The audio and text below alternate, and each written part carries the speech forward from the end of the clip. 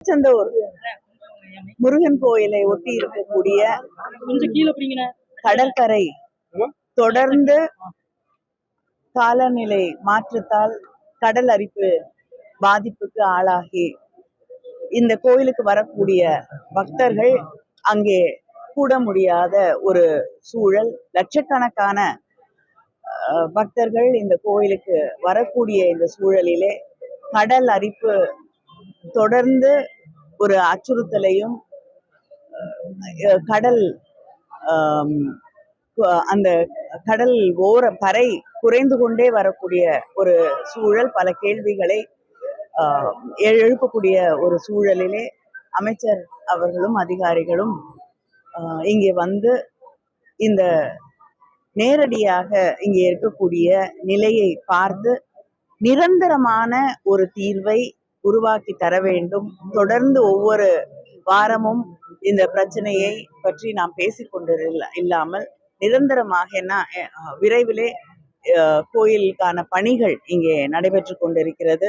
விரைவிலே கோயிலுக்கான கும்பாபிஷேகம் வரக்கூடிய ஆண்டிலே நடைபெற போகிறது. அதற்குள் இந்த மண் அரிப்பிற்கு ஒரு நிரந்தர தீர்வை காண வேண்டும் என்று எக்ஸ்பர்ட்ஸ் அழைத்து இந்த துறையில இருக்கக்கூடிய நிபுணர்கள் கடல் அரிப்பை தடுப்பதற்கு ஒரு நிரந்தர தீர்வை உருவாக்குவதற்காக இங்கே வந்திருக்கும். அதை பற்றி கலந்து ஆலோசித்து முதலமைச்சர் அவர்களிடமும் தெரிவித்து விரைவிலே அதற்கு பண ஒதுக்கீடு செய்யப்பட்டு ஒரு நிரந்தர தீர்வை முதலமைச்சர் அவர்கள் அறிவிப்பார்கள்.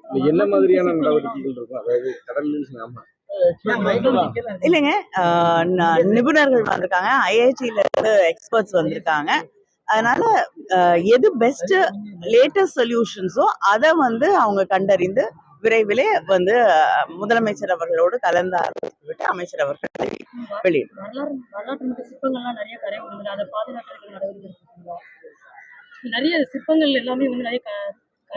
இல்லைங்க, நிச்சயமா வரலாற்று சிறப்புமிக்க சிற்பங்களாக இருந்தால் நிச்சயமா அதை எடுத்து பாதுகாக்க வேண்டும் அப்படிங்கிறது மாற்று கருத்து இருக்க முடியாது. அது நிச்சயமாக செய்யப்படும். அந்த கோவிலுக்குள்ள கடல் மட்டும் இல்லாம அருகில் உள்ள மீனவர்கள் எல்லா இடத்துலயுமே அந்த அரிப்புகள் கொஞ்சம் அதிகமா இருக்கு. அவங்களுக்கு பாதுகாப்பு நடவடிக்கை எல்லாத்தையும் சேர்த்துதான் ஒன்றை நம்ம நினைவுல வைத்துக் கொள்ள வேண்டும். இது தமிழ்நாட்டுல மட்டும் நடக்கல, உலகம் முழுவதும் இருக்கக்கூடிய கடற்கரை. ஏன்னா கடல் நீர் மட்டம் அதிகரித்து கொண்டே இருக்கிறதால எல்லா இடங்களிலும் நடந்து கொண்டிருக்கக்கூடிய ஒரு பிரச்சனை தான். அதனால நம்ம நிரந்தரமா எல்லா இடங்களுக்கும் ஒரு தீர்வை எந்த அரசாலும் உருவாக்க முடியாது. மிக அதிக அளவிலே பாதிக்கப்படக்கூடிய இடங்களை எந்தெந்த இடங்களை ப்ரொடெக்ட் பண்ண முடியுமோ, பாதுகாக்க முடியுமோ, நிச்சயமாக முதலமைச்சர் அதற்கான நடவடிக்கைகளை எடுத்துக்கொண்டிருக்கிறார்.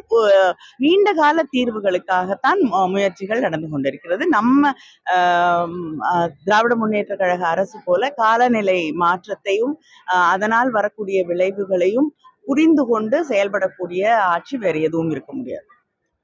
புறவழிச்சாலை திட்டம் ஒண்ணு இருக்கு, ஏதாவது இருக்கா? ஆய்வு நடந்துட்டு இருக்கு.